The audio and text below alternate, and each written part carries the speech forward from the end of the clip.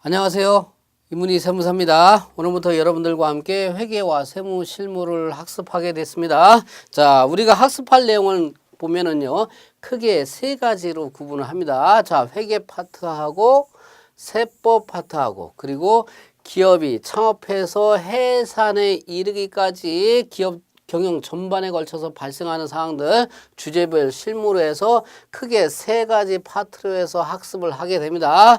이 강의를 들으시면 좋은 분들이 누구냐면 일반회사의 재무 담당자 또는 격리 담당하시는 분들, 그리고 세무사 사무실, 회계 사무실에 근무하시는 분 또는 근무하고 싶어 하는 분, 또는 오랫동안 일을 안 하셔가지고 경력이 단절을 된 주로 이제 그 여성분들이 되겠죠. 그분들이 들으시면 좋을 것 같고요. 또는 회계라든가 세무 실무를 공부해 보고 싶다 하는 분들은 이 강의를 들으시면 됩니다. 자, 이 강의는 교재는 뭐냐면은 한 권으로 해결한 회계와 세무 실무입니다. 여러분들 시중에 나와 있고 지금 다 구입을 하셨을 텐데요. 누가 썼나요?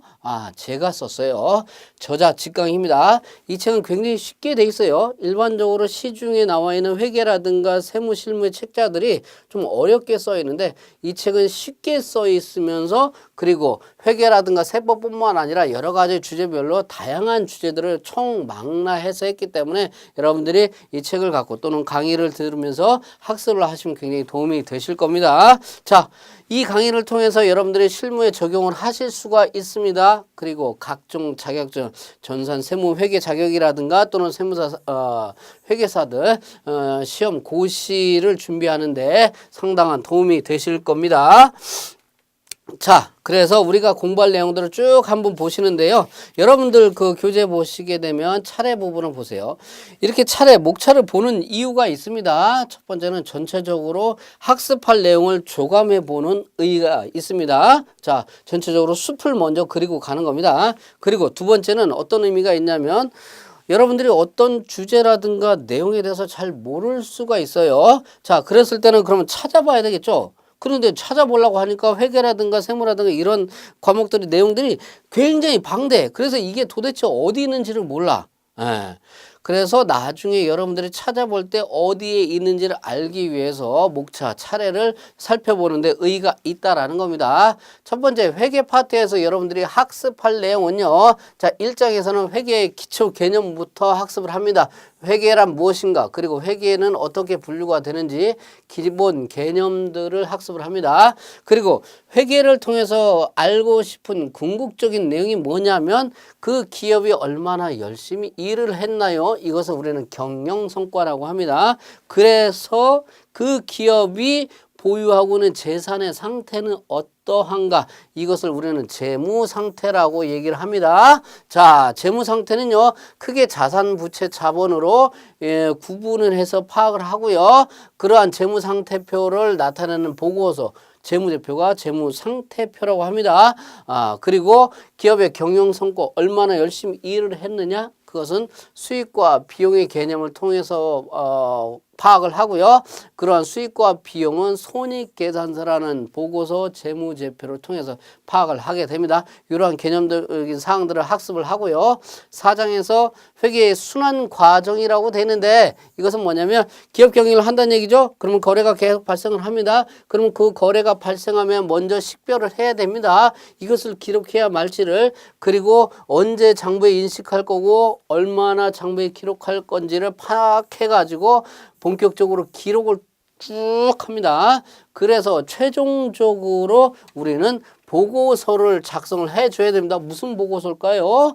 자, 얼마나 열심히 일을 잘했니? 그리고 너네 기업의 재무 상태, 재산 상태는 어떠니? 이런 것들에 대한 기록, 보고서를 우리는 재무제표라고 하는데, 재무제표를 작성하는 이러한 일련의 과정들이 매 회계 기간마다 반복이 된다는 거예요. 반복되다 보니까 우리는 순환된다고 해서 순환 과정이라고 합니다. 이런 개념을 학습을 하게 되고요. 자, 이제 본격적으로 기업의 거래가 발생을 합니다. 발생을 하면 최초의 장부 기록을 시작해야 되는데 이것을 우리는 분계라고 합니다. 이 분계는 분계장이라는 장부에 작성을 하고요. 또는 전표 작성을 하게 됩니다. 6장에서 보는 것은 뭐냐면 주요 계정 과목별 회계라고 해가지고 뭐냐면 기업의 수많은 거래들이 굉장히 많이 다양한 거래들이 발생을 해요. 그런데 이런 것들을 기록을 일일이 하나하나 건건히 다 기록을 하다 보면 정신사고가 너무 많아서 그래서 중요한 항목별로 그룹핑을 합니다. 이것을 뭐냐면 계정 또는 그 계정의 이름을 계정 과목이라고 하는데 그 계정 과목별로 분개하는 회계 처리하는 사항들을 개별적으로 살펴볼 겁니다. 사실 회계 기록에 있어서 가장 중요한 부분이 이 부분이에요. 그 내용은 다시 또 설명을 합니다. 그렇게 해서 분개를 하고 나면 원장에는 계정 과목별로 원장이라는 장부에 옮겨 적습니다. 이것을 우리는 전기라고 합니다. 이러한 절차를 살펴보고요. 그래서 1년 동안에 쭉 기중의 거래들을 계속 작성을 하고 나면 연말에 다가오면 뭘 해야 되냐면은 마감을 해야 되겠죠. 자, 마감을 하는 것을 우리는 결산 절차라고 하는데 우선 시산표를 작성하고 분개한 사항 중에서 수정할 게 있으면 수정 분개도 하는 거고 그래서 장부를 마감을 합니다. 클로징을 합니다. 그리고 나서 최종적으로 보고서를 작성을 합니다. 얼마나 벌고 얼마나 모았는지를 그거에 대한 보고서를 작성하는데 우리는 이 보고서를 재무제표라고 합니다. 그러한 재무제표 보고서에는 손익계산서 어디서 봤어요? 여기서 봤죠? 여기서. 그리고 재무상태표 이거 어디서 봤어요? 여기서 봤어요. 그리고 잉여금 처분계산서 현금 흐름표, 기타의 재무정보 이러한 재무제표를 작성하는 방법을 배웁니다. 요즘 대부분의 기업은 손으로 일일이 기록을 안 합니다. 구멍가게들이나 뭐 이렇게 수기로 그 장부 해가지고 막 대충 쓰지. 일반 회사들은 그렇게 안 합니다. 다 컴퓨터로 합니다. 그렇죠? 전산 프로그램을 써요. 자, 십장에 가시게 되면 전산 프로그램을 활용하는 사례. 여태까지 쭉 발생했던 내용들을 사례를 통해서 전체적으로 다시 반복해서 학습을 하게 됩니다. 이런 내용들을 십장에서 다루고 있고요. 그리고 그래서 작성된 재무제표 또는 다른 회사의 재무제표를 보면서 경영 성과는 좋은지 재무 상태는 양호한지 이런 부분들을 우리 것뿐만 아니라 다른 회사 거하고 비교 분석을 해 봅니다. 잘했는지 잘못했는지 대부분은 재무 비율을 통해서 분석을 하게 됩니다. 이런 부분들이 있고요. 두 번째 파트에 가시면 세법 부분을 배웁니다. 자, 기업이 열심히 일을 해서 경영 성과가 좋아요. 돈을 많이 벌었다는 얘기죠. 그러면 기다리고 있는 게 뭡니까? 세금 내라고 합니다. 자, 세법, 세금이 뭡니까? 사업해서 돈을 벌면 국가에서 가는 겁니다. 그렇다면 세법이 어떤 것인지를 알아야 되겠죠. 자, 1장에 가시게 되면 세법의 기본 개요, 세금의 개념이라든가 또는 세금의 분류, 그리고 기본 개념, 그리고 사업을 할 때 사업의 여러 형태들이 있어요. 형태별로 해서 부담하는 세금이 어떤 것인지를 1장에서 학습을 합니다. 자, 2장, 3장, 4장에 걸쳐서는요, 세법 중에서 가장 중요하고 기본적인 세법이 크게 세 가지가 있는데 첫 번째는 뭐냐면 법인세, 종합소득세, 부가가치세입니다. 자, 우리가 사업을 할 때 법인으로 사업을 하는 경우도 있고 개인으로 사업을 하는 경우도 있어요. 그랬을 때 법인으로 사업해서 법인 소득이 발생하고 거기에 대한 재산 상태 파악해서 세금을 내는 그것을 다루는 법이 법인세인데 법인세의라든가 법인세를 어떻게 계산을 하고 법인세를 신고하고 납부하는 절차는 어떻게 되는지를 이 장을 통해서 학습을 하게 됩니다. 법인으로만 사업을 하나요? 개인으로 할 수도 있어요. 그러면 개인이 사업을 해서 얻는 소득에 대해서 소득을 우리는 뭐라고 하냐면 종합소득이라고 합니다. 사업을 하는 경우뿐만 아니라 뭐 여러분들이 뭐 금융소득이 많으면 이자 배당도 생기겠죠. 부동산 임대도 하겠지만 근로소득도 있을 거예요. 이런 것들을 몽땅 그려서 종합소득이라는데 이러한 종합소득세라는 게 무엇인지 그리고 종합소득세는 어떻게 계산을 하는 것인지 그리고 종합소득세를 신고하는 납부하는 절차는 어떻게 되는지를 학습을 하게 됩니다. 부가가치세는요, 여러분들이 이미 실생활에서 알고 계시는 거예요. 밥을 먹어요. 그리고 또 영화를 봐요. 또는 뭐 물건을 사요. 그러면 여러분들이 신용카드, 체크카드 많이 쓰죠. 그러면 딱 보면 10% 부가가치세라고 있어요. 그렇죠? 요거 얘기하는 겁니다. 이 부가가치세를 사업자 입장에서 어떻게 계산을 해야 되는 거고 부가가치세는 어떻게 신고하고 납부하는 것인지 그러한 절차를 우리는 세법 파트 4장에서 학습을 하게 될 겁니다. 자, 그 다음에 회계라든가 세법을 배웠으면요. 이 회계와 세법을 통해 가지고 기업 실무 전반적인 사항들을 학습을 주제별로 학습해야 될 사항들이 있습니다. 파트 3에서 볼 내용은 뭐냐면요. 첫 번째 창업입니다. 창업. 회사를 설립을 한다는 얘기예요. 회사 차리는 거예요. 대충 뭐 간판만 놓고 이렇게 하는 거 아니에요. 자, 개인으로 해야 될지 법인으로 해야 될지 그리고 사업을 하게 되면 반드시 사업자 등록을 해야 되는데 이러한 절차들은 어떻게 되는지 사업자 등록만 해놓고 딱 끝나나요? 아닙니다. 사후적으로 관리해 줘야 될 사항들이 있어요. 이러한 사항들을 전반적으로 쭉 한번 살펴봅니다. 창업하는 절차 여러분들이 학습을 하게 되고요. 그 다음에 개인으로 사업을 하다 보면 규모 등이 커진다는 얘기예요. 그러면 법인으로 갈아타야 돼요. 이것을 우리는 법인 전환이라고 하는데 법인 전환하는 절차. 그러면 개인에서 법인으로 간다는 얘기죠. 그러한 전환하는 절차들을 대략적으로 좀 살펴보게 됩니다. 이렇게 쭉 사업을 했는데 계속 주구장창 뭐 잘 진행이 되는 것만은 아니겠죠. 사업이 어려워서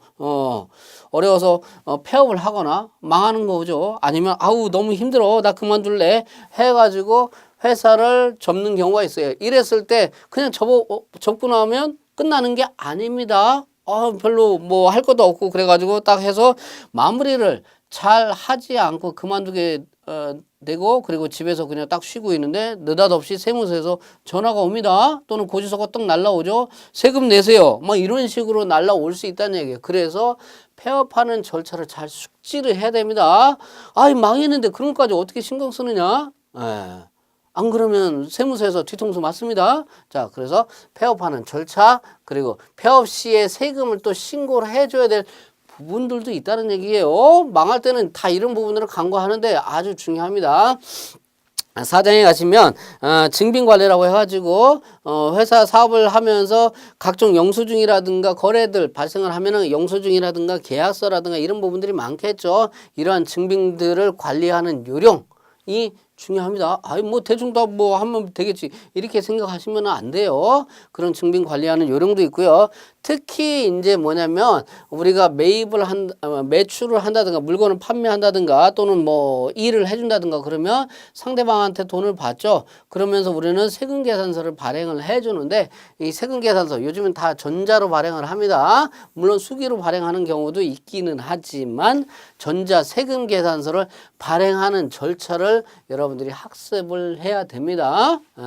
대충 뭐 손으로 써가지고 이렇게 하는 게 아니다라는 얘기죠. 자, 사업을 하려면 임원 또는 직원들을 채용을 해야 됩니다.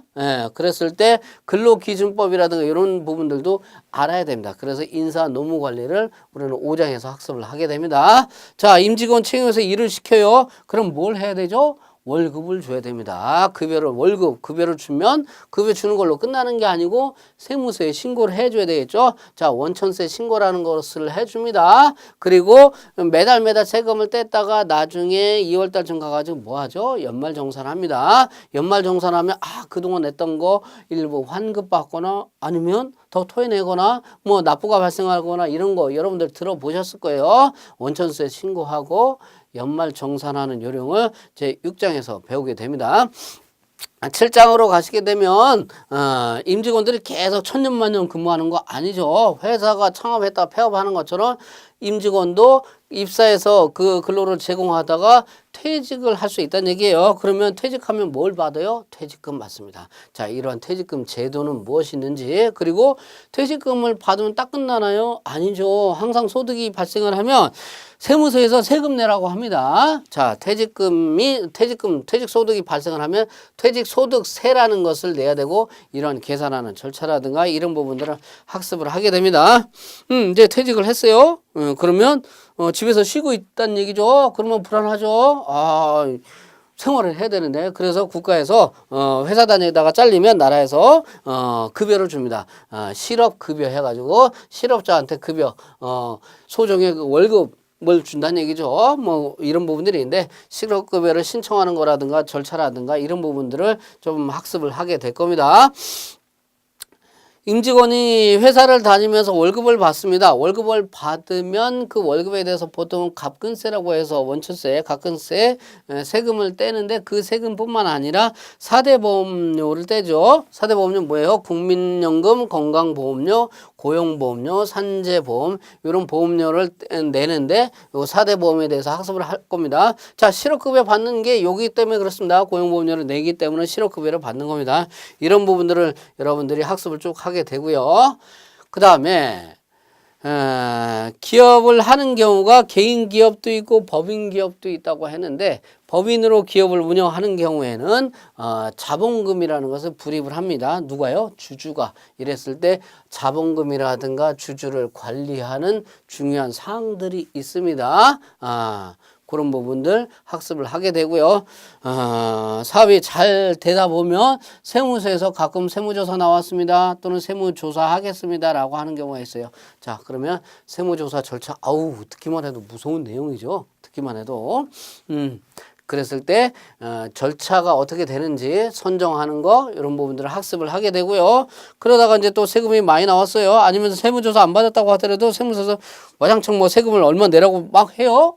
근데 사실 따지고 보니까 억울해요. 억울해? 그럼 억울하면 어떻게 돼요? 따져야 된다는 얘기죠. 따지는 것을 우리는 뭐라고 하냐면 조세불복이라고 합니다. 자, 재판하자는 얘기예요. 소송하자는 얘기입니다. 물론 법원 단계에서 하는 경우도 있지만 법원 단계가 아니라 세무서 단계에서 하는 경우도 있어요. 우리는 세무서 단계에서 하는 불복 절차를 12장에서 살펴볼 겁니다. 재판, 소송하는 건요. 따로 별도로 학습을 하셔야 됩니다. 회사 규모가 크게 대기업이라든가 대기업하고 그리고 중견기업하고 중소기업 이렇게 크게 세 가지로 구분을 하는데 중소기업 같은 경우는 규모가 굉장히 작죠. 그리고 열악합니다. 그러다 보니까 국가에서 세금 혜택, 세제 혜택을 더 많이 줍니다. 이랬을 때 중소기업이 어떤 것인지 그리고 중소기업에 대한 조세 지원 제도에는 무엇이 있는지를 13장에서 살펴보게 됩니다. 기업의 규모가 굉장히 커요. 대개는 자산 총액 한 120억 이상이 되게 되면 외부인한테 회계 기록이 적정한지를 감사를 받으라고요. 왜요? 외부 이해관계자들, 채권자라든가 이런 사람들 굉장히 많다는 얘기죠. 그렇죠? 그럼 규모가 큰 회사가 회계 기록을 잘 못하게 되면 그 피해들이 고스란히 간다는 얘기예요. 그래서 회계 기록을 똑바로 하고 있는지 감사를 받아라. 회계 기록을 똑바로 하고 있는지 감사를 받아라. 누구한테? 외부인한테. 주로 이제 공인회계사들이 할 텐데 이러한 감사 대상이라든가 절차라든가 이런 부분들을 학습을 합니다. 주로 건설업 같은 경우에는데요, 국민 경제가 이렇게 굉장히 국민 경제에 미치는 효과가 굉장히 큰 업종입니다. 건설업 같은 경우에는요, 이 건설업이 건설 공사를 제대로 할 수 있는지, 예를 들어서 기술자는 있는지 또는 그만큼 자본금이라든가 규모는 되는지 여부를 진단을 하는 이런 부분들이 필요합니다. 이것을 뭐라고 하냐면 기업 진단이라고 하는데 기업 진단에 대한 절차를 여러분들이 학습을 하게 됩니다. 그 다음에 개인은 여러분들이 보시게 되면 주민등록증이라든가 주민등록 등본이라든가 이렇게 출력이 되죠. 법인 기업을 설립을 하면 법인은 등기부 등본이라는 게 만들어집니다. 이 법인 등기부 등본에다가 등기하는 부분들이 내용들이 있어요. 설립할 때 등기하는 내용 또는 변경 등기해 줘야 되는 내용 그리고 폐업한다는 얘기죠. 해산할 때도 등기를 또 해줘야 됩니다. 이러한 주식회사에 대해서 등기하는 제도를 여러분들이 학습을 하게 됩니다. 그리고 이제 연구소 같은 거 설립을 하겠죠. 연구소 설립하는 절차 그리고 지원되는 내용이 무엇인지를 학습을 하게 됩니다. 이렇게 하다 보니까 내용을 보니까 어때요? 여러분들 쭉 학습할 내용을 살펴보니까 막 차례만 봐도 정신이 어지러질하다는 얘기죠. 엄청나게 많네. 그리고 이 어려운 걸 내가 잘 배울 수 있을까라고 지레짐작 겁먹을 수가 있습니다. 여러분들이 회계라든가 세법을 어려워하는 이유를 보니까 크게 두 가지로 나누는 것 같아요. 첫 번째는 뭐냐면 용어가 굉장히 낯설어요. 그리고 개념이 이게 뭔 소리 하는지를 모르겠어요. 이해가 잘 안 돼요. 예. 그렇죠. 회계라든가 세법에서 나오는 용어들이 굉장히 어렵습니다. 그리고 개념들을 딱 이렇게 설명하다 보면 여러분들이 잘 이해를 못해요. 그런데 회계라든가 세법을 잘 학습을 하시려면 뭐가 필요하냐면 마인드의 변화가 필요합니다. 뭐냐면 어렵다는 선입견을 버려야 됩니다. 어렵지가 않습니다. 왜 그러냐면 기존에 어렵게 생각하는 학생들을 대부분 보면 이론적으로 그냥 책에 있는 내용들을 그냥 그대로 이렇게 외우려고 하고 그냥 이해하려고 하다 보니까